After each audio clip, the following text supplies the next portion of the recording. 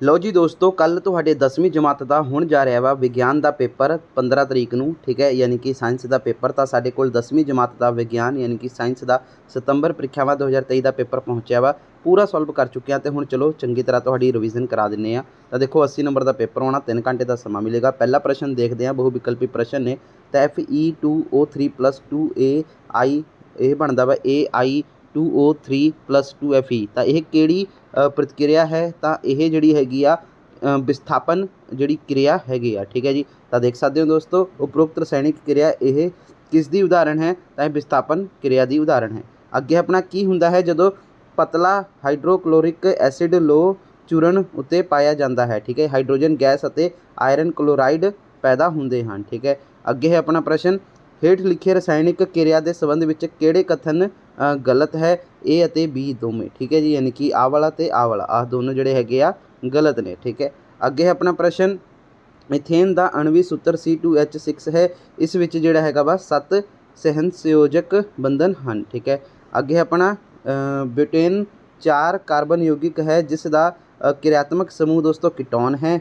ਠੀਕ ਹੈ, ਭੋਜਨ ਪਕਾਉਂਦੇ ਸਮੇਂ ਜੇਕਰ ਭਾਂਡਿਆਂ ਦਾ ਜਿਹੜਾ ਹੈਗਾ ਥੱਲਾ ਬਾਹਰ ਕਾਲਾ ਹੋ ਰਿਹਾ ਹੈ, ਇਸ ਤੋਂ ਸਪਸ਼ਟ ਹੈ ਕਿ ਬਾਲਣ ਪੂਰੀ ਤਰ੍ਹਾਂ ਜਿਹੜਾ ਹੈਗਾ ਨਹੀਂ ਜਲ ਰਿਹਾ ਹੈ। ਮਨੁੱਖ ਵਿੱਚ ਜਿਹੜੇ ਹੈਗੇ ਗੁਰਦੇ ਇੱਕ ਤੰਤਰ ਪ੍ਰਣਾਲੀ ਦਾ ਭਾਗ ਹਨ ਜੋ ਸੰਬੰਧਿਤ ਮਲ ਤਿਆਗ ਵਿੱਚ ਹੈ। ਠੀਕ ਹੈ ਜੀ, ਅੱਗੇ ਆਪਣਾ ਪੌਦਿਆਂ ਵਿੱਚ ਜਿਹੜਾ ਹੈਗਾ ਜਾਈਲਮ ਦਾ ਕੰਮ ਪਾਣੀ ਦੀ ਪ੍ਰਵਹਨ ਹੈ। ਠੀਕ ਹੈ ਜੀ, ਸਵੈ ਪੋਸ਼ਣ ਲਈ ਜ਼ਰੂਰੀ ਹੈ ਕਿ ਉਪਰੋਕਤ ਸਾਰੇ। ਠੀਕ ਹੈ ਜੀ, ਅੱਗੇ ਹੈ ਹਾਂਜੀ ਕੀ ਲਿਖਿਆ ਹੈ ਦੋਸਤੋ ਆਪਣਾ ਪਾਈਰੂਵੇਟ। ਠੀਕ ਹੈ ਜੀ, ਦੇ ਵਿਖੰਡਨ ਨਾਲ ਕਾਰਬਨ ਡਾਈਆਕਸਾਈਡ ਪਾਣੀ ਵਿੱਚ ਅਤੇ ਤਾਪ ਊਰਜਾ ਦੀ ਪ੍ਰਤੀਕਿਰਿਆ ਵਾਪਰਦੀ ਹੈ। ਠੀਕ ਹੈ ਜੀ, ਤਾਂ ਇਹਦਾ ਆਨਸਰ ਆ ਜਾਏਗਾ ਆਪਣਾ ਲਿਖਿਆ ਹੋਇਆ ਨਾ ਦੋਸਤੋ ਮਾਈਟੋਕਨਾਡਰੀਆ ਵਿੱਚੋਂ। ਠੀਕ ਹੈ ਜੀ, ਅੱਗੇ ਹੈ ਆਪਣਾ ਪ੍ਰਸ਼ਨ, ਹੇਠ ਲਿਖਿਆ ਵਿੱਚੋਂ ਕਿਹੜਾ ਪਦਾਰਥ ਲੈਂਸ ਬਣਾਉਣ ਲਈ ਨਹੀਂ ਵਰਤਿਆ ਜਾਂਦਾ ਹੈ? ਤਾਂ ਮਿੱਟੀ। ਕਿਸੇ ਵਸਤੂ ਦਾ ਜਿਹੜਾ ਹੈਗਾ ਵਾ ਅਵਤਲ ਦਰਪਣ ਦੁਆਰਾ ਬਣਾਇਆ ਗਿਆ ਪ੍ਰਤੀਬਿੰਬ ਆਭਾਸੀ ਸਿੱਧਾ ਅਤੇ ਵਸਤੂ ਤੋਂ ਵੱਡਾ ਸੀ ਵਸਤੂ ਦੀ ਸਥਿਤੀ ਹੋਣੀ ਚਾਹੀਦੀ ਹੈ ਤਾਂ ਦਰਪਣ ਦੇ ਧਰੁਵ ਅਤੇ ਮੁੱਖ ਫੋਕਸ ਦੇ ਵਿਚਕਾਰ।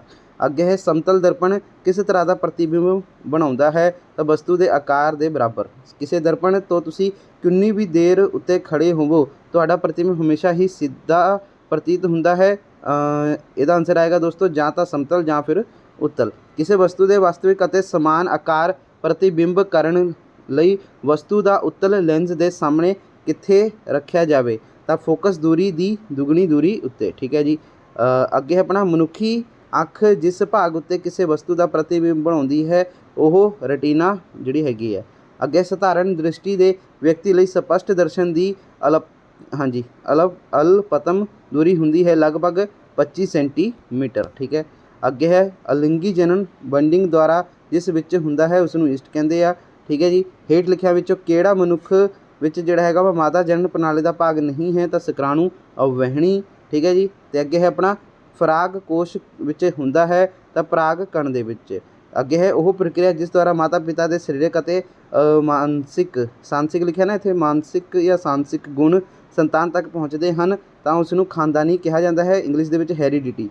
ਅੱਗੇ ਹੈ XX ਗੁਣ ਸੂਤਰ ਔਰਤ ਵਿੱਚ ਪਾਏ ਜਾਂਦੇ ਹਨ ਯਾਨੀ ਕਿ ਫੀਮੇਲ ਦੇ ਵਿੱਚ, XY ਗੁਣ ਸੂਤਰ ਮਰਦ ਵਿੱਚ ਪਾਏ ਜਾਂਦੇ ਹਨ ਯਾਨੀ ਕਿ ਮੇਲ ਦੇ ਵਿੱਚ। ਅਤੇ ਡੈਸ਼ ਨੂੰ ਯਾਨੀ ਕਿ ਦੋਸਤੋ ਆਪਣਾ ਗ੍ਰੇਗਰ ਮੈਂਡੇਲ ਨੂੰ ਆਨੂਵੰਸ਼ਿਕਤਾ ਦੇ ਪਿਤਾ ਦੇ ਰੂਪ ਵਿੱਚ ਜਾਣਿਆ ਜਾਂਦਾ ਹੈ, ਗ੍ਰੇਗਰ ਮੈਂਡਲ ਨੂੰ। ਮਟਰ ਦਾ ਵਿਗਿਆਨਿਕ ਨਾਮ ਮਟਰ ਦਾ ਪੌਦਾ ਹੈ ਯਾਨੀ ਕਿ ਪੀਸਮ ਸੇਟੀਵਮ।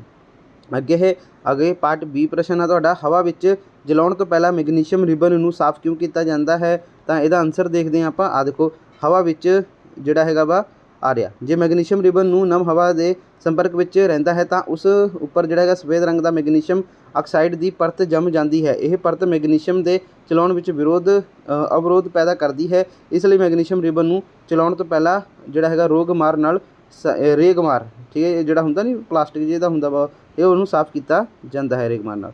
ਅੱਗੇ ਆਪਣਾ ਲੋਹੇ ਦੀਆਂ ਵਸਤੂਆਂ ਨੂੰ ਪੇਂਟ ਕਿਉਂ ਜਿਹੜਾ ਹੈਗਾ ਵਾ ਕਰਦੇ ਹਾਂ? ਠੀਕ ਹੈ, ਤਾਂ ਦੇਖੋ ਆਨਸਰ, ਲੋਹੇ ਦੀਆਂ ਵਸਤੂਆਂ ਨੂੰ ਪੇਂਟ ਕਰਨ ਨਾਲ ਦੋਸਤੋ ਲੋਹੇ ਦੇ ਉੱਪਰਲੀ ਜਿਹੜੀ ਭਾਗ ਛੁਪ ਜਾਂਦੀ ਹੈ, ਇਹ ਹਵਾ ਦੇ ਨਾਲ ਸਿੱਧਾ ਸੰਪਰਕ ਵਿੱਚ ਨਹੀਂ ਆਉਂਦਾ ਹੈ ਜਿਸ ਕਾਰਨ ਉਸ ਵਿੱਚ ਜੰਗ ਨਹੀਂ ਲੱਗਦਾ। ਇਸ ਲਈ ਪੇਂਟ ਕਰਨ ਨਾਲ ਅਸੀਂ ਲੋਹੇ ਦੇ ਉਸਦੇ ਪਦਾਰਥ ਨੂੰ ਜਿਹੜਾ ਹੈਗਾ ਵਾ ਢੰਗ ਲੱਗਣ ਤੋਂ ਬਚਾ ਸਕਦੇ ਹਾਂ। ਠੀਕ ਹੈ ਜੀ, ਅਗਲਾ ਪ੍ਰਸ਼ਨ ਕੀ ਹੈ, ਹੇਠ ਲਿਖੇ ਯੌਗਿਕਾਂ ਦਾ ਰੇਖ ਚਿੱਤਰ ਬਣਾਓ ਬਿਊਟੇਨ ਦਾ ਅਤੇ ਹੈਕਸੇਨਲ ਦਾ। ਠੀਕ ਹੈ ਜੀ, ਤਾਂ ਚਲੋ ਦੇਖਦੇ ਹਾਂ। ਆ ਰਿਹਾ ਬਿਊਟੇਨ ਦਾ ਆਹ ਵਾ ਚਿੱਤਰ।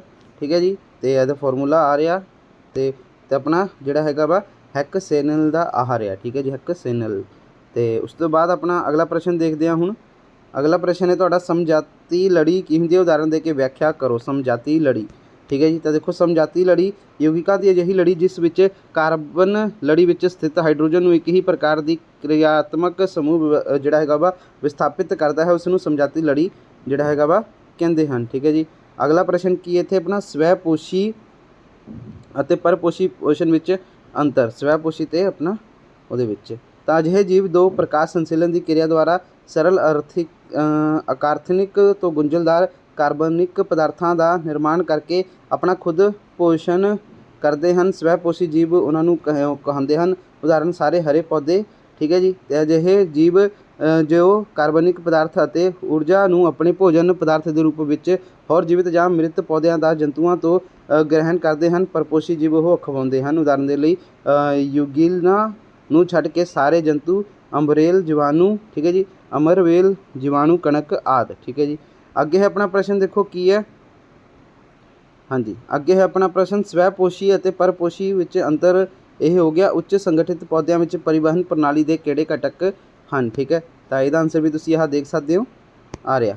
ਤਾਂ ਉੱਚ ਸੰਗਠਿਤ ਪੌਦਿਆਂ ਪ੍ਰਣਾਲੀ ਵਿੱਚ ਘਟਕ ਦੇ ਹੇਠ ਲਿਖੇ ਹਨ, ਜ਼ਾਈਲਮ, ਫੈਲੋਮ, ਠੀਕ ਹੈ ਜੀ। ਅਤੇ ਆਹ ਦੋਨੋਂ ਤੁਸੀਂ ਰੀਡ ਵੀ ਕਰ ਸਕਦੇ ਹੋ। ਜ਼ਾਈਲਮ ਦੇ ਵਿੱਚ ਇਹ ਘਟਕ ਪੌਦਿਆਂ ਦੀ ਜੜ੍ਹਾਂ ਤੋਂ ਪੱਤਿਆਂ ਤੱਕ ਪਾਣੀ ਅਤੇ ਖਣਿਜ ਲੂਣਾਂ ਦਾ ਸਵੈਨ ਕਰਦੀਆਂ ਹਨ। ਫੈਲੋਮ ਇਹ ਘਟਕ ਪ੍ਰਕਾਸ਼ ਸੰਸ਼ਲਨ ਪ੍ਰਕਿਰਿਆ ਦੇ ਨਤੀਜੇ ਵਜੋਂ ਪੱਤਿਆਂ ਵਿੱਚ ਬਣੇ ਕਾਰਬਨਿਕ ਭੋਜਨ ਪਦਾਰਥਾਂ ਅਤੇ ਪੌਦੇ ਹਾਰਮੋਨ ਜਿਹੜੇ ਹੈਗੇ ਹਾਰਮੋਨਸ ਦਾ ਜਿਹੜਾ ਹੈਗਾ ਵਾ ਪੌਦਿਆਂ ਦੇ ਹੋਰ ਭਾਗਾਂ ਤੱਕ ਵਹਿਣ ਕਰਦਾ ਹੈ, ਠੀਕ ਹੈ ਜੀ। ਅੱਗੇ ਹੈ ਆਪਣਾ ਪ੍ਰਸ਼ਨ ਕੀ ਹੈ, ਉਹ ਕਿਹੜਾ ਕਾਰਕ ਹਨ ਜੋ ਨਵੀਂ ਸਪੀਸੀਜ਼ ਪੈਦਾ ਕਰਨ ਵਿੱਚ ਸਹਾਇਕ ਹਨ। ਤਾਂ ਦੇਖੋ ਆਨਸਰ ਇਹਦਾ, ਤਾਂ ਨਵੀਂ ਸਪੀਸੀਜ਼ ਉਤਪੰਨ ਕਰਨ ਵਿੱਚ ਹੇਠ ਲਿਖੇ ਕਾਰਕ ਸਹਾਇਕ ਹੁੰਦੇ ਹਨ। ਆਨੂਵੰਸ਼ਿਕ ਅਪਵਹਿਣ, ਲਿੰਗ ਪ੍ਰਜਨਨ ਦੇ ਨਤੀਜੇ ਵਜੋਂ ਪੈਦਾ ਜਿਹੜਾ ਹੈਗਾ ਵਾ ਉਤ ਪਰਿਵਰਤਨ, ਦੋ ਜਨਸੰਖਿਆ ਦੀ ਇੱਕ ਦੂਸਰੇ ਨਾਲ ਭੂਗੋਲਿਕ ਵਿਭਿੰਨਤਾ ਜਿਸ ਕਾਰਨ ਜਨਸੰਖਿਆ ਦੇ ਮੈਂਬਰ ਆਪਸ ਵਿੱਚ ਇੱਕ ਲਿੰਗ ਪ੍ਰਜਨਨ ਨਹੀਂ ਕਰ ਪਾਉਂਦੇ, ਅਤੇ ਕੁਦਰਤੀ ਚੋਣ, ਠੀਕ ਹੈ। ਅਤੇ ਅੱਗੇ ਹੈ ਆਪਣਾ ਪ੍ਰਸ਼ਨ, ਹਾਂਜੀ ਇੱਕ ਗੋਲਾਕਾਰ ਦਰਪਣ ਦਾ ਜਿਹੜਾ ਹੈਗਾ ਵਾ ਵਰਕਤਾ ਅਰਧ ਵਿਆਸ 20 ਸੈਂਟੀਮੀਟਰ ਹੈ, ਉਸ ਦਾ ਫੋਕਸ ਦੂਰੀ ਜਿਹੜਾ ਹੈਗਾ ਵਾ ਕੀ ਹੋਵੇਗੀ। ਤਾਂ ਦੇਖੋ ਆਨਸਰ ਇਹਦਾ ਇਹ ਆ ਜਾਏਗਾ 10 ਸੈਂਟੀਮੀਟਰ, ਠੀਕ ਹੈ ਜੀ। ਆਹ R/B ਅਤੇ ਫਾਰਮੂਲਾ ਲਾਇਆ, ਵੈਲੂ ਪੁੱਟ ਕੀਤੀ ਤਾਂ 10 ਸੈਂਟੀਮੀਟਰ ਆ ਗਿਆ। ਅੱਗੇ ਹੈ ਆਪਣਾ ਪ੍ਰਸ਼ਨ, ਅਸੀਂ ਵਾਹਨਾਂ ਵਿੱਚ ਉੱਤਲ ਦਰਪਣ ਨੂੰ ਪਿੱਛੇ ਦੀ ਆਵਾਜਾਈ ਦੇਖਣ ਵਾਲੇ ਦਰਪਣ ਦੇ ਰੂਪ ਵਿੱਚ ਪਹਿਲ ਕਿਉਂ ਦਿੰਦੇ ਹਾਂ, ਠੀਕ ਹੈ ਜੀ। ਤਾਂ ਦੇਖੋ ਆ ਰਿਹਾ, ਅਸੀਂ ਵਾਹਨਾਂ ਵਿੱਚ ਉੱਤਲ ਦਰਪਣ, ਆਹੀ ਪ੍ਰਸ਼ਨ, ਵਾਹਨਾਂ ਵਿੱਚ ਉੱਤਲ ਦਰਪਣ ਨੂੰ ਪਿੱਛੇ ਦੀ ਆਵਾਜਾਈ ਦੇਖਣ ਲਈ ਰੂਪ ਨੂੰ ਦਰਪਣ ਦੇ ਰੂਪ ਵਿੱਚ ਪਹਿਲੇ ਦੇਣ ਦੇ ਹੇਠ ਲਿਖੇ ਕਾਰਨ ਨੇ। ਸਭ ਤੋਂ ਪਹਿਲਾਂ ਉਤਲੇ ਦਰਪਣ ਹਮੇਸ਼ਾ ਹੀ ਵਸਤੂ ਦਾ ਜਿਹੜਾ ਹੈਗਾ ਸਿੱਧਾ ਪ੍ਰਤੀਬਿੰਬ ਬਣਾਉਂਦਾ ਹੈ। ਉੱਤਲ ਦਰਪਣ ਵਸਤੂ ਦੀ ਤੁਲਨਾ ਵਿੱਚ ਛੋਟਾ ਪ੍ਰਤੀਬਿੰਬ ਬਣਾਉਂਦਾ ਹੈ, ਜਿਸ ਕਰਕੇ ਵਿਖਾਈ ਦੇਣ ਵਾਲਾ ਦ੍ਰਿਸ਼ਟੀ ਖੇਤਰ ਵੱਧ ਜਾਂਦਾ ਹੈ ਅਤੇ ਵਾਹਨ ਚਾਲਕ ਡਰਾਈਵਰ ਟ੍ਰੈਫਿਕ ਵਾਲੇ ਸਾਰੇ ਖੇਤਰ ਨੂੰ ਵੇਖ ਸਕਦਾ ਹੈ, ਠੀਕ ਹੈ ਜੀ। ਤਾਂ ਇਹ ਤੁਹਾਡਾ ਆਨਸਰ ਹੋ ਗਿਆ। ਇਸ ਤੋਂ ਬਾਅਦ ਆਪਣਾ ਅਗਲਾ ਪ੍ਰਸ਼ਨ ਹੈ, ਸੂਰਜ ਚੜ੍ਹਨ ਸਮੇਂ ਲਾਲ ਕਿਉਂ ਰਹਿੰਦਾ ਹੈ, ਸਾਫ਼ ਆਕਾਸ਼ ਦਾ ਜਿਹੜਾ ਹੈਗਾ ਰੰਗ ਨੀਲਾ ਕਿਉਂ ਹੈ, ਠੀਕ ਹੈ ਜੀ। ਤਾਂ ਦੇਖੋ ਸੂਰਜ ਜਿਹੜਾ ਹੈਗਾ ਵਾ ਚੜ੍ਹਨ ਸਮੇਂ ਉਹ ਲਾਲ ਕਿਉਂ ਪ੍ਰਤੀਤ ਹੁੰਦਾ ਹੈ, ਨੀਲਾ ਪ੍ਰਕਾਸ਼ ਖਿੜ ਜਾਂਦਾ ਹੈ ਅਤੇ ਸੂਰਜ ਪ੍ਰਤੀਤ ਹੁੰਦਾ ਹੈ, ਠੀਕ ਹੈ ਜੀ। ਆਹ ਦੇਖੋ ਕਿਤੇ ਦੇ ਨੇੜੇ ਸੂਰਜ, ਠੀਕ ਹੈ ਜੀ। ਅਤੇ ਸੂਰਜ ਲਗਭਗ ਸਿਰ ਦੇ ਉੱਪਰ ਨੀਲੇ ਪ੍ਰਕਾਸ਼ ਦਾ ਜਿਹੜਾ ਹੈਗਾ ਘੱਟ ਖਿੜਨ, ਠੀਕ ਹੈ ਜੀ। ਅਤੇ ਇਸੇ ਤਰ੍ਹਾਂ ਚਿੱਤਰ ਵਿੱਚ ਸੂਰਜ ਚੜ੍ਹਨ ਅਤੇ ਛਿਪਣ ਸਮੇਂ ਸੂਰਜ ਦਾ ਲਾਲ ਪ੍ਰਤੀਤ ਹੋਣਾ ਹੈ, ਠੀਕ ਹੈ ਜੀ। ਅਤੇ ਤੁਸੀਂ ਡਾਇਗਰਾਮ ਦੇ ਵਿੱਚ ਦੇਖ ਸਕਦੇ ਹੋ, ਸੂਰਜ ਚੜ੍ਹਨ ਸਮੇਂ ਸੂਰਜ ਲਾਲ ਵਿਖਾਈ ਦੇਣਾ, ਸੂਰਜ ਡੁੱਬਣ ਸਮੇਂ ਸੂਰਜ ਤੋਂ ਆਉਣ ਵਾਲੇ ਪ੍ਰਕਾਸ਼ ਸਾਡੀਆਂ ਅੱਖਾਂ ਵਿੱਚ ਪਹੁੰਚਣ ਤੋਂ ਪਹਿਲਾਂ ਵਾਯੂਮੰਡਲ ਦੀ ਹਵਾ ਮੋਟੀਆਂ ਪਰਤਾਂ ਵਿੱਚੋਂ ਹੋ ਕੇ ਲੰਘਦਾ ਹੈ ਅਤੇ ਇੱਥੇ ਧੂੜ ਕਣਾਂ ਅਤੇ ਕਲਜਣਾਂ ਅਤੇ ਉਪਸਥਿਤੀ ਕਾਰਨ ਘੱਟ ਤਰੰਗ ਲੰਬਾਈ ਵਾਲੇ ਰੰਗ ਜਿਵੇਂ ਨੀਲਾ, ਬੈਂਗਣੀ ਆਦਿ ਖੰਡਰਾਵ ਹੁੰਦਾ ਹੈ। ਸਿਰਫ ਅਧਿਕ ਤਰੰਗ ਲੰਬਾਈ ਵਾਲੀਆਂ ਲਾਲ ਪ੍ਰਕਾਸ਼ ਤਰੰਗਾਂ ਸਿੱਧੀਆਂ ਸਾਡੀਆਂ ਅੱਖਾਂ ਤੱਕ ਪਹੁੰਚਦੀਆਂ ਹਨ। ਇਸ ਤਰ੍ਹਾਂ ਸੂਰਜ ਜਾਂ ਸੂਰਜ ਡੁੱਬਣ ਸਮੇਂ ਲਾਲ ਪ੍ਰਤੀਤ ਹੁੰਦਾ ਹੈ, ਠੀਕ ਹੈ। ਅਗਲਾ ਪ੍ਰਸ਼ਨ ਸੀਗਾ, ਸਾਫ਼ ਆਕਾਸ਼ ਦਾ ਰੰਗ ਨੀਲਾ ਕਿਉਂ ਹੈ। ਤਾਂ ਦੇਖੋ ਅਸਮਾਨ ਦਾ ਰੰਗ ਨੀਲਾ ਕਿਉਂ ਦਿਖਾਈ ਦਿੰਦਾ ਹੈ। ਅਸਮਾਨ ਦਾ ਰੰਗ ਨੀਲਾ ਦਿਖਾਈ ਦੇਣਾ ਜਦੋਂ ਸੂਰਜ ਦਾ ਸਫੇਦ ਪ੍ਰਕਾਸ਼ ਧਰਤੀ ਅਤੇ ਵਾਤਾਵਰਣ ਵਿੱਚੋਂ ਗੁਜ਼ਰਦਾ ਹੈ ਤਾਂ ਪ੍ਰਕਾਸ਼ ਦਾ ਵਾਤਾਵਰਣ ਛੋਟੇ ਛੋਟੇ ਅਣੂਆਂ ਦੁਆਰਾ ਆਪਸੀ ਕਿਰਿਆ ਹੋਣ 'ਤੇ ਉਸਦੇ ਵਿਭਿੰਨ ਰੰਗਾਂ ਵਿੱਚ ਖਿੰਡਰਾਵ ਹੁੰਦਾ ਹੈ, ਠੀਕ ਹੈ ਜੀ। ਅਤੇ ਪਹਿਲੇ ਨਿਯਮ ਅਨੁਸਾਰ ਪ੍ਰਕਾਸ਼ ਦੇ ਖਿੰਡਰਾਵ ਦੀ ਤੀਬਰਤਾ ਆਹ ਵਾ, ਠੀਕ ਹੈ, ਜਿੱਥੇ ਪ੍ਰਕਾਸ਼ ਦੀ ਤਰੰਗ ਲੰਬਾਈ ਹੈ, ਠੀਕ ਹੈ ਜੀ, ਕਿਉਂਕਿ ਨੀਲੇ ਰੰਗ ਦੀ ਤੁਰੰਤ ਜਿਹੜੀ ਹੈਗੀ ਆ ਲੰਬਾਈ ਨਾਲ ਲਾਲ ਰੰਗ ਦੀ ਤਰੰਗ ਲੰਬਾਈ ਆਹ ਵਾਲੀ ਦੀ ਤੁਲਨਾ ਵਿੱਚ ਬਹੁਤ ਹੀ ਘੱਟ ਹੈ। ਇਸ ਲਈ ਹਵਾ ਦੇ ਅਣੂਆਂ ਦੁਆਰਾ ਨੀਲੇ ਰੰਗ ਦੇ ਪ੍ਰਕਾਸ਼ ਦਾ ਖਿੰਡਰਾਵ ਰੰਗ ਦੇ ਪ੍ਰਕਾਸ਼ ਦੇ ਮੁਕਾਬਲੇ ਵੱਧ ਹੁੰਦਾ ਹੈ। ਇਸ ਲਈ ਜਿਹੜਾ ਹੈਗਾ ਵਾ ਆਸਮਾਨ ਦਾ ਰੰਗ ਜਿਹੜਾ ਹੈਗਾ ਆਪਾਂ ਨੂੰ ਨੀਲਾ ਦਿਖਾਈ ਦਿੰਦਾ ਹੈ। ਤੇ ਉਸ ਤੋਂ ਬਾਅਦ ਹੈ ਆਪਣਾ ਤਾਪ ਨਿਕਾਸੀ ਅਤੇ ਤਾਪ ਸੌਖੀ ਕਿਰਿਆ ਤੋਂ ਕੀ ਭਾਵ ਹੈ, ਉਦਾਹਰਣ ਦਿਓ। ਠੀਕ ਹੈ ਜੀ। ਤਾਂ ਦੇਖੋ ਤਾਪ ਨਿਕਾਸੀ ਕਿਰਿਆ ਜਿਹੜਾ ਹੈਗਾ ਵਾ ਉਹ ਕਿਰਿਆ ਹੈ ਜਿਹੜੀਆਂ ਕਿਰਿਆਵਾਂ ਵਿੱਚ ਉਤਪਾਦ ਦੇ ਨਾਲ ਤਾਪ ਦਾ ਵੀ ਉਤਸਰਜਨ ਹੁੰਦਾ ਹੈ, ਉਸ ਨੂੰ ਤਾਪ ਨਿਕਾਸੀ ਕਿਰਿਆ ਕਹਿੰਦੇ ਹਨ। ਉਹਦੀ ਉਦਾਹਰਣ ਆ ਦਿੱਤੀ ਹੋਈ ਹੈ, ਕੁਦਰਤੀ ਗੈਸ ਦੀ ਦਹਨ। ਠੀਕ ਹੈ ਜੀ, ਤੁਸੀਂ ਆਹ ਦੇਖ ਸਕਦੇ ਹੋ। ਤੇ ਆਪਣਾ ਕੋਕ ਦਾ ਵਹਿਣ ਤੇ ਸਾਹ ਦੌਰਾਨ ਸਰੀਰ ਵਿੱਚ ਤਾਪ ਊਰਜਾ ਪੈਦਾ ਹੋਣਾ। ਠੀਕ ਹੈ ਜੀ, ਆਹ ਉਹਦੀ ਦਿੱਤੀ ਹੋਈ ਆ। ਤੇ ਅੱਗੇ ਤਾਪ ਸੌਖੀ ਕਿਰਿਆ, ਜਿਹੜੀਆਂ ਕਿਰਿਆਵਾਂ ਵਿੱਚ ਤਾਪ ਦਾ ਸੋਖਣ ਹੁੰਦਾ ਹੈ ਉਹਨਾਂ ਨੂੰ ਤਾਪ ਸੌਖੀ ਕਿਰਿਆ ਕਹਿੰਦੇ ਹਨ। ਉਦਾਹਰਣ ਆ ਦੇਖੋ, ਕੋਕ ਦਾ ਭਾਫ ਨਾਲ ਕਿਰਿਆ। ਠੀਕ ਹੈ ਜੀ, N2 ਅਤੇ O2 ਦੀ ਕਿਰਿਆ, CaCO3 ਦਾ ਗਰਮ ਹੋਣਾ। ਠੀਕ ਹੈ ਜੀ, ਤਾਂ ਇਹ ਤੁਹਾਡਾ ਆਨਸਰ ਹੋ ਗਿਆ। ਅੱਗੇ ਕਾਰਬਨ ਦੇ ਉਹ ਗੁਣ ਕਿਹੜੇ ਹਨ ਜਿਨ੍ਹਾਂ ਨੇ ਸਾਡੇ ਆਲੇ ਦੁਆਲੇ ਚੁਫੇਰੇ ਕਾਰਬਨ ਯੌਗਿਕਾਂ ਦੀ ਵੱਡੀ ਸੰਖਿਆ ਵਿਖਾਈ ਦਿੰਦੀ ਹੈ। ਠੀਕ ਹੈ ਜੀ, ਤਾਂ ਦੇਖੋ ਕਾਰਬਨ ਉਹ ਗੁਣ ਲਿਖੋ। ਉਹ ਹਾਂਜੀ, ਉੱਤਰ ਇਹਦਾ ਇੱਥੋਂ ਹੈ, ਕਾਰਬਨ ਯੌਗਿਕ ਦੀ ਵੱਡੀ ਸੰਖਿਆ ਲਈ ਜ਼ਿੰਮੇਵਾਰ ਕਾਰਬਨ ਦੇ ਦੋ ਗੁਣ ਜਿਨ੍ਹਾਂ ਕਾਰਨ ਸਾਡੇ ਆਲੇ ਦੁਆਲੇ ਵੱਡੀ ਸੰਖਿਆ ਕਾਰਬਨ ਯੌਗਿਕ ਵਿਖਾਈ ਦਿੰਦੇ ਹਨ। ਲੜੀ। ਠੀਕ ਹੈ ਜੀ, ਲੜੀ ਬੰਧਨ ਕਾਰਬਨ ਵਿੱਚ ਹੋਰ ਪਰਮਾਣੂਆਂ ਨਾਲ ਬੰਧਨ ਬਣਾਉਣ ਦੀ ਵਚਿੱਤਰ ਸਮਰੱਥਾ ਹੈ, ਜਿਸ ਨਾਲ ਵੱਡੀ ਸੰਖਿਆ ਵਿੱਚ ਅਣੂਆਂ ਦੀ ਪ੍ਰਾਪਤੀ ਹੁੰਦੀ ਹੈ। ਠੀਕ ਹੈ ਜੀ, ਇਹਨਾਂ ਯੌਗਿਕਾਂ ਵਿੱਚ ਕਾਰਬਨ ਦੀਆਂ ਲੰਬੀਆਂ ਲੜੀਆਂ, ਸਥਾਪਿਤ ਲੜੀਆਂ ਅਤੇ ਬੰਦ ਲੜੀਆਂ ਹੋ ਸਕਦੀਆਂ ਹਨ। ਕਾਰਬਨ ਪਰਮਾਣੂਆਂ ਦਾ ਇਹ ਵਿਸਤ੍ਰਿਤ ਗੁਣ ਲੜੀ ਬੰਧਨ ਕਹਾਉਂਦਾ ਹੈ। ਠੀਕ ਹੈ ਜੀ, ਇਸ ਲਈ ਲੜੀ ਬੰਧਨ ਕਾਰਨ ਕਾਰਬਨ ਯੌਗਿਕਾਂ ਦੀ ਵੱਡੀ ਸੰਖਿਆ ਹੁੰਦੀ ਹੈ। ਤੇ ਅੱਗੇ ਹੈ ਆਪਣਾ ਦੋਸਤੋ ਚਾਰ ਸੰਯੁਕਤਾ। ਤਾਂ ਕਾਰਬਨ ਦੀ ਸੰਯੁਕਤਾ 4 ਹੁੰਦੀ ਹੈ, ਇਸ ਲਈ ਇਸ ਵਿੱਚ ਕਾਰਬਨ ਦੇ ਹੋਰ 4 ਪਰਮਾਣੂਆਂ ਦਾ ਜਾਂ ਫਿਰ ਹੋਰ ਸੰਯੋਜਕ ਤੱਤਾਂ ਆਕਸੀਜਨ, ਹਾਈਡਰੋਜਨ, ਨਾਈਟ੍ਰੋਜਨ, ਸਲਫਰ ਅਤੇ ਕਲੋਰੀਨ ਦੇ ਪਰਮਾਣੂਆਂ ਨਾਲ ਬੰਧਨ ਬਣਾਉਣ ਦੀ ਸਮਰੱਥਾ ਹੈ। ਇਸ ਦੇ ਨਤੀਜੇ ਵਜੋਂ ਵੱਡੀ ਸੰਖਿਆ ਵਿੱਚ ਕਾਰਬਨ ਯੌਗਿਕ ਬਣਦੇ ਹਨ। ਠੀਕ ਹੈ ਜੀ, ਤਾਂ ਇਹ ਤੁਹਾਡਾ ਪ੍ਰਸ਼ਨ ਦਾ ਆਨਸਰ ਹੋ ਗਿਆ। ਅੱਗੇ ਹਾਈਡਰੋਜਨ ਤੋਂ ਕੀ ਭਾਵ ਹੈ, ਇਸ ਦੇ ਉਦਯੋਗ ਵਿੱਚ ਕੀ ਉਪਯੋਗ ਹੈ। ਤਾਂ ਦੇਖੋ ਹਾਈਡਰੋਜਨ ਜਿਹੜਾ ਹੈਗਾ ਵਾ ਦੋਸਤੋ ਅਸੰਤ੍ਰਿਪਤ ਹਾਈਡਰੋਕਾਰਬਨ ਜਾਂ ਨਿਕਲ ਜਾਂ ਫਿਰ ਦੋਸਤੋ ਜਿਹੜਾ ਹੈਗਾ ਵਾ ਆਪਣਾ ਪਲੇਟੀਅਮ ਉਤਪ੍ਰੇਕਾ ਦੀ ਜਿਹੜੀ ਹੈਗੀ ਆ ਜਿਹੜੀ ਹੈਗੀ ਆਪਣੀ ਦੋਸਤੋ ਉਪਸਥਿਤੀ ਵਿੱਚ ਹਾਈਡਰੋਜਨ ਨਾਲ ਸੰਯੋਗ ਕਰਕੇ ਸੰਤ੍ਰਿਪਤ ਹਾਈਡਰੋਕਾਰਬਨ ਵਿੱਚ ਤਬਦੀਲ ਹੋਣ ਦੀ ਕਿਰਿਆ ਨੂੰ ਜਿਹੜਾ ਹੈਗਾ ਵਾ ਹਾਈਡਰੋਜਨੀਕਰਨ ਕਹਿੰਦੇ ਹਨ। ਇਹਦਾ ਫਾਰਮੂਲਾ ਦਿੱਤਾ ਹੋਇਆ ਵਾ। ਠੀਕ ਹੈ ਜੀ, ਤੇ ਉਦਯੋਗਿਕ ਉਪਯੋਗ ਇਸ ਪ੍ਰਕਿਰਿਆ ਵਿੱਚ ਬਨਸਪਤੀ ਤੇਲਾਂ ਨੂੰ ਬਨਸਪਤੀ ਘਿਓ ਵਿੱਚ ਬਦਲਿਆ ਜਿਹੜਾ ਹੈਗਾ ਵਾ ਜਾਂਦਾ ਹੈ। ਬਨਸਪਤੀ ਤੇਲਾਂ ਵਿੱਚ ਜਿਹੜਾ ਹੈਗਾ ਵਾ ਕਾਰਬਨ ਪਰਮਾਣੂਆਂ ਦੇ ਦੋਹਰੇ ਬੰਧਨ ਹੁੰਦੇ ਹਨ। ਜਦੋਂ ਹਾਈਡਰੋਜਨ ਗੈਸ ਨਿਕਲ ਉਤਪ੍ਰੇਰਕ ਦੀ ਜਿਹੜੀ ਹੈਗੀ ਆ ਉਪਸਥਿਤੀ ਵਿੱਚ 473 ਕੇ ਬਨਸਪਤੀ ਤੇਲ ਵਿੱਚੋਂ ਲੰਘਿਆ ਜਾਂਦਾ ਹੈ ਤਾਂ ਜਿਹੜਾ ਹੈਗਾ ਤੇਲ ਠੋਸ ਘਿਓ ਫੈਟ ਵਿੱਚ ਜਿਹੜਾ ਹੈਗਾ ਵਾ ਬਦਲ ਜਾਂਦਾ ਹੈ। ਤਾਂ ਇਹ ਤੁਹਾਡਾ ਆਨਸਰ ਹੋ ਗਿਆ। ਅੱਗੇ ਮਨੁੱਖ ਵਿੱਚ ਬੱਚੇ ਦਾ ਲਿੰਗ ਨਿਰਧਾਰਨ ਕਿਵੇਂ ਹੁੰਦਾ ਹੈ।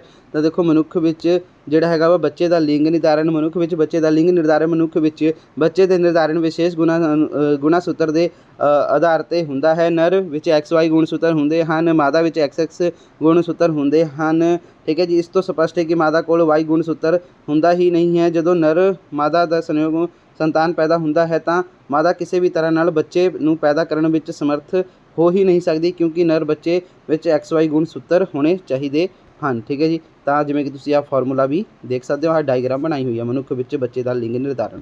ਤਾਂ ਨਿਰਧਾਰਨ ਨਿਸ਼ਚੇਸ਼ਨ ਕਿਰਿਆ ਜੇ ਪੁਰਸ਼ X ਲਿੰਗ ਗੁਣ ਸੂਤਰ ਇਸਤਰੀ ਦੇ X ਗੁਣ ਸੂਤਰ ਨਾਲ ਮਿਲਦਾ ਹੈ ਤਾਂ ਇਸ ਨਾਲ XX ਜੋੜਾ ਬਣਦਾ ਹੈ, ਇਸ ਲਈ ਸੰਤਾਨ ਲੜਕੀ ਦੇ ਰੂਪ ਵਿੱਚ ਪੈਦਾ ਹੋਵੇਗੀ। ਪਰ ਜਦੋਂ ਪੁਰਸ਼ ਦਾ Y ਲਿੰਗ ਗੁਣ ਸੂਤਰ ਇਸਤਰੀ ਦੇ X ਗੁਣ ਸੂਤਰ ਨਾਲ ਮਿਲ ਕੇ ਨਿਸ਼ਚੇਚਾ ਕਰੇਗਾ ਤਾਂ XY ਬਣੇਗਾ। ਇਸ ਨਾਲ ਜਿਹੜਾ ਹੈਗਾ ਵਾ ਲੜਕੇ ਦਾ ਜਨਮ ਹੋਵੇਗਾ।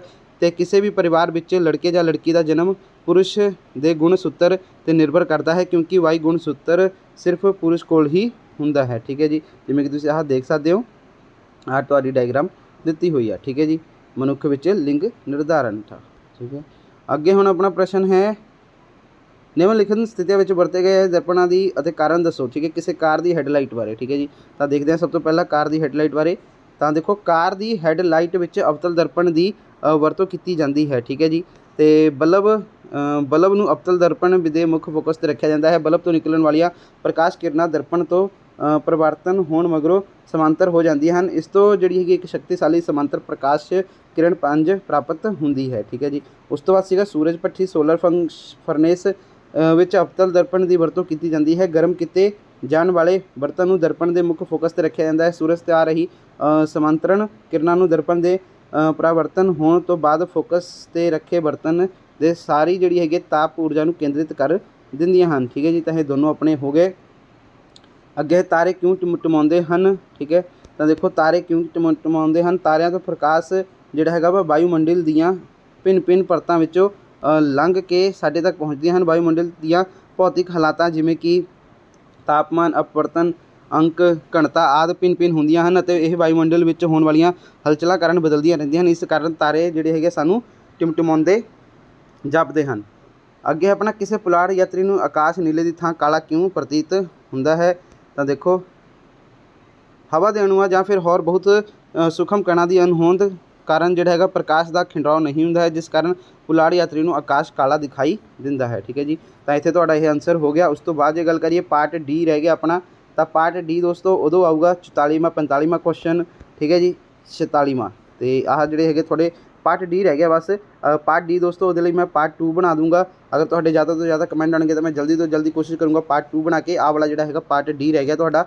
ਠੀਕ ਹੈ ਜੀ, ਉਹਦੇ ਵਿੱਚ ਇਹ ਤੁਹਾਨੂੰ ਪਾਰਟ ਡੀ ਕਰਾ ਦਾਂਗੇ। ਉਸ ਤੋਂ ਬਾਅਦ ਦੋਸਤੋ ਦੇਖ ਲਓ ਪਾਰਟ ਡੀ ਤੋਂ ਬਾਅਦ ਕੁਝ ਵੀ ਨਹੀਂ ਹੈਗਾ, ਸਾਰਾ ਦਾ ਸਾਰਾ ਪੇਪਰ ਅਸੀਂ ਸੋਲਵ ਕਰ ਲਿਆ। ਬਸ ਪਾਰਟ ਡੀ ਰਹਿ ਗਿਆ, ਉਹ ਵੀ ਅਗਰ ਤੁਹਾਡੇ ਜ਼ਿਆਦਾ ਤੋਂ ਜ਼ਿਆਦਾ ਕਮੈਂਟ ਆਉਣਗੇ ਤਾਂ ਮੈਂ ਹਜੇ ਹੀ ਜਿਹੜਾ ਹੈਗਾ ਬਣਾ ਕੇ ਤੁਹਾਡੇ ਹਜੇ ਤੱਕ ਹੀ ਅਪਲੋਡ ਕਰ ਦੂੰਗਾ ਹਜੇ ਹੀ।